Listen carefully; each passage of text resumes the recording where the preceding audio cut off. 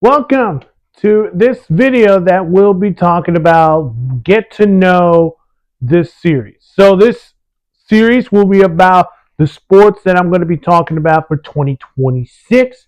If you have not seen my what's new for 2026, again, this will be about new sports that are coming into this channel that I will be talking about, predictions videos, playoff predictions videos, finals predictions videos, and some sports news surrounding around the world. So today's get to know episode is the UFL. So let's get to know the UFL. So what's the UFL, you may ask? So the UFL stands for United Football League, and it is a professional spring football league created by merging the XFL and the USFL. So the XFL stands for Extreme Football League, while the USFL stands for the United States Football League. Both leagues, of course, really good leagues in the springtime. Of course, they got like a combination together as one United Football League. It was created by merge, of course. Well, it's with its first season in 2024, featuring 8 teams split into conferences. So here are the teams that we know that are coming in 2026. Y'all obviously know from the XFL, we got St. Louis Battlehawks, our defending UFL champions, DC Defenders, Dallas Renegades, our United States Football League representatives, Birmingham Stallions, who have done a lot of history themselves in the springtime, I believe winning it 3 straight years in a row. Their streak ended last year when DC Defenders won the United Football League championship game. And of course, you got the Houston Gamblers.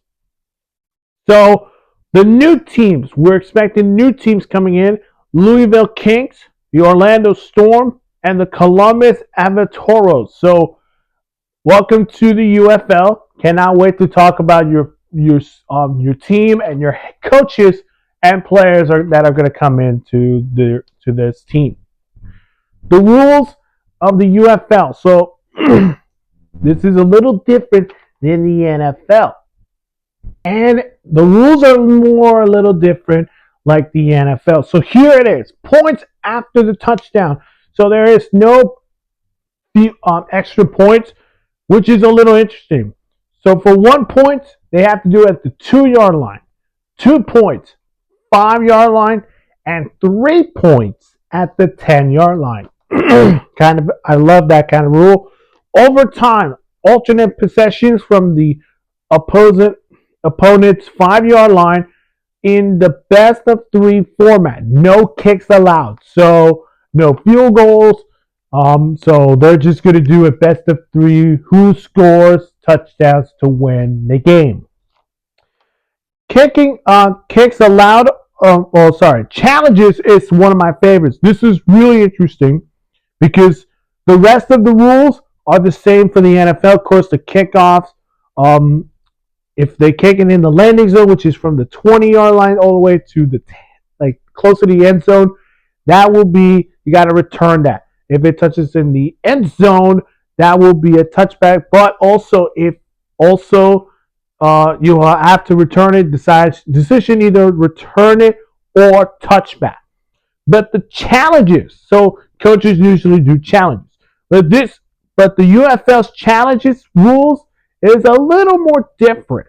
So coaches get 1 super challenge to review any play, foul or non-foul, as long as they have timeouts, with successful challenges earning a second challenge. So if a coach tosses their first challenge and that challenge was successful, they are going to earn a second challenge. So that would be a little more different than the NFL, but this is kind of interesting because if your challenge is accepted or successfully, you get a second challenge. But if you don't get that challenge successful, then you lost that challenge. So therefore, you don't get to challenge anything you don't get to challenge. So kind of love that rule. I think the officials we'll be looking at we'll be really lock in on these reviews, and you might be hearing players getting mic'd up. Of course, they would always do this when we hear quarterbacks, they're going to be calling the plays on the offense. So the quarterback's telling the offense, "Hey, we're going to run this play. We're going to run that play." You'll get to hear the quarterbacks getting mic'd up, of course, as well as head coaches. And I believe on Fox, they would send in a drone where you can have a great view on the field.